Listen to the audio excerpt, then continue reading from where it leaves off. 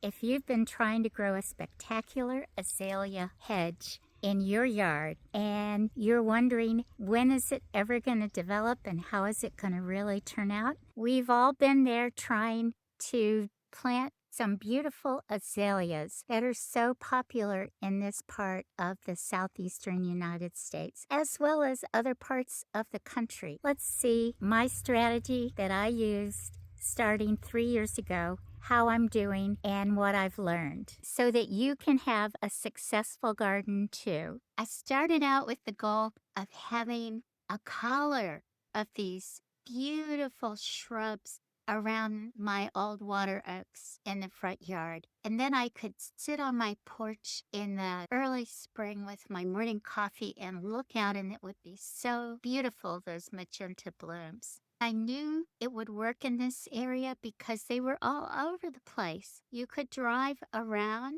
and you would see they've been here for years. So I knew that it was possible that I too could have them in my yard. I knew the area where I wanted them. That was my plan. So I decided I would get enough plants that I could do not a complete circle around the oaks, but that I could do a semicircle around them. Before I went out shopping, I decided to call some of the local purveyors of plants to see if they actually had Formosa azaleas. To my surprise, they were not readily available, but I did find a nursery, Live Oak, Florida, which is about a 45-minute drive from my house. They carry huge inventory of different azaleas. And yes, they always had Formosa, so off I went shopping. All the azaleas are grouped together so you can look at the different kinds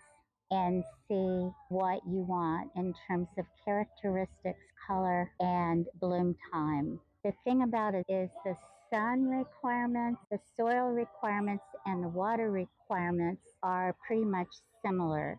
This one has a bud. You can see the beautiful deep pink purple color when it blooms. Here is a 3-gallon pot, and this just gives you an idea of what the plant looks like. It can go 15 wide and easily 8 to 10 high. So they're a great screening plant. Amongst my azaleas, they bloom in late winter, early spring. So I'm looking forward to their deep rose, almost purple color bloom. Why I have them spaced so far apart, because they can grow up to 15 feet wide, depending on conditions. Even though I've lost some canopy, there'll be appropriate growing conditions. Fast forward to today, 3.5, almost 4 years later, and we'll see how my strategy is turning out and what the journey's been like and how you may benefit for your garden. Late afternoon, the end of November, and I'm looking at my Formosa azalea. It is coming along in spite of the fact that we are experiencing drought conditions here in north central Florida. When you're planting, consider what the final growth is and what the growth habit of your plant is. I have 7 plants planted. They receive morning sun, which is ideal. Sun requirements for this plant would be morning sun. Some can tolerate full sun, but they do prefer to have afternoon shade. Origin is southern India. Hardiness zone between 8 and 10 is ideal. Cooler zones of the country, these plants would need to be in pots where they could be brought into a greenhouse. Fertilizing is important. Twice a year is an ideal schedule. April after bloom time and in October before the possibility of a first frost, which easily be around Halloween. We could have frost in mid-November. This soil is sandy, somewhat loamy. They like a nice, loamy, rich soil. So when I planted these, I did add mini pine bark nuggets to the soil to help them get off to a good start. and they are thriving in spite of hurricanes, limbs falling on them, and intermittent droughts. But I am finally able to see my vision come to life. They are blooming and beautiful. They will continue to grow. I am looking forward to eventually filling in this whole area. What a day to enjoy my beautiful Formosa azaleas. I've been waiting all year for this time of bloom. And there was even a bumblebee that was on one of these. Because they're a single bloom, they're easily accessible for the pollinators. So maybe you can see the bumblebee that is busy at work. There are some challenges having Formosa azaleas grow in your yard, but we can overcome these easily with 3 main approaches that will give us success. The first approach, make sure your soil is the right pH. We sit on a limestone ridge or limestone area. Some areas have sand and other areas have clay. You have to know your soil. So that's the challenge that you care of in the very beginning. Get a soil test. If you haven't had one, go to your Cooperative Extension, call them up, find out how to get the forms and how to submit a soil test so that you know the actual pH of the soil that you're dealing with. If your test comes back like mine did at 6.2, you know that the range of the pH for azaleas is 4.5 to 6.5. Great. I don't have to worry about it being too alkaline. When it's too alkaline, the roots can't absorb some of the micronutrients, especially the iron and other things that it needs. It becomes anemic, it weakens the plant, and eventually it dies. Just like if we had malnutrition, if we didn't get that corrected, we know people have died over the centuries from various types of nutrient deficiencies. So that's a challenge that we can overcome easily by just getting an appropriate soil test with the university-based lab and knowing what you've got, and then maintaining the integrity of your soil. Put in the appropriate amendments with either pine bark mulch, nuggets, and in some cases, if your soil is alkaline, you may want to use an elemental sulfur product according to the label. The next challenge that we can overcome is protecting the roots of the plant. And this means in summer from heat, evaporation of the soil drying out, and from freezing if there's a hard frost. How do we do that? With a thick layer, at least 3 inches, of a pine bark or mulch, nuggets, or pine straw. Those are ideal. They will break down over time, and we'll be replacing the mulch at least twice a year around the roots because they're shallow. They go outward, and so we need to make sure that we've spread a wide circle of mulch around our plant roots. You can see this needs to be remulched because the mulch dissolves and goes into the soil, which is good because pine bark is acidic. A third challenge to overcome is water.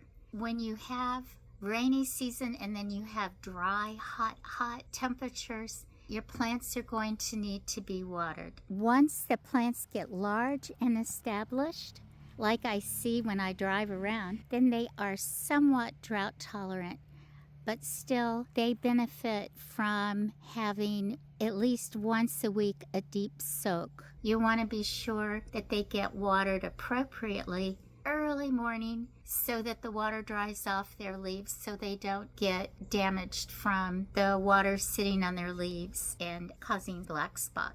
Consider the placement of your azaleas. If you don't have an in-ground watering system, which I don't, then you're pulling hoses from wherever your water faucet outlet is. And in my case, a hose almost 1/4 of an acre across the yard. That requires some physical effort and strength. Now, if you have any back problems or you have limitations with lifting like I do, then you need to think about how are you going to move those hoses and get the water to your plants. Being a senior gardener, it is not possible for many of us to lift and carry a 2-gallon watering can all the way across a yard, back and forth, back and forth, back and forth, in order to keep the azaleas watered. That's a challenge, but that can be worked through. There are all kinds of systems that you can roll things with the hoses coiled in them. They will roll out like on a tripod and things like that. There are adaptations that you can make so that you can take care of your plants. Other challenges you might have if the area you planted them in, you did not take the time to consider the sun as it moves through the sky.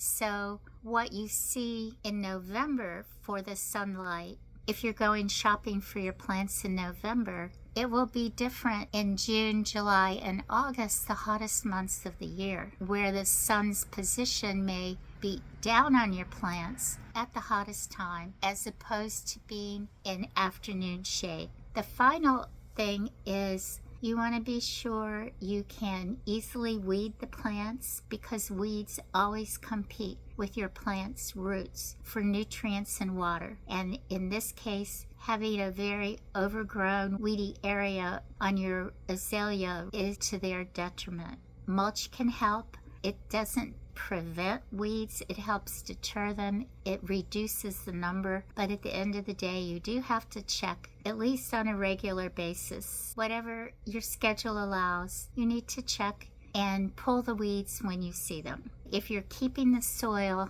mulched around the plant, it's easier to pull the weeds out. They come out quickly. You can just, as like I do, pull a handful and you've got one plant cleared of weeds, and the next day if you're out taking a stroll, you do it the same thing to another plant. And for me, by the end of a week, I've hit all 7 plants. And maybe next week I'll walk around and they're not weeds growing, so I can take a break.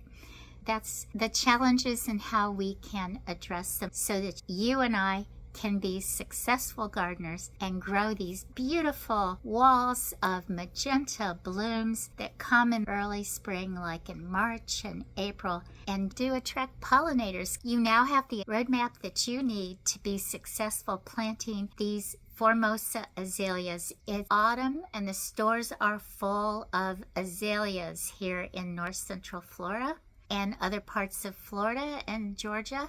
It's time to go find your Formosas and get your plants in the ground. Follow the roadmap to successful planting and creating the garden that you love. Subscribe for more gardening tips, and here's some information on other kinds of azaleas that you may want to consider for your garden.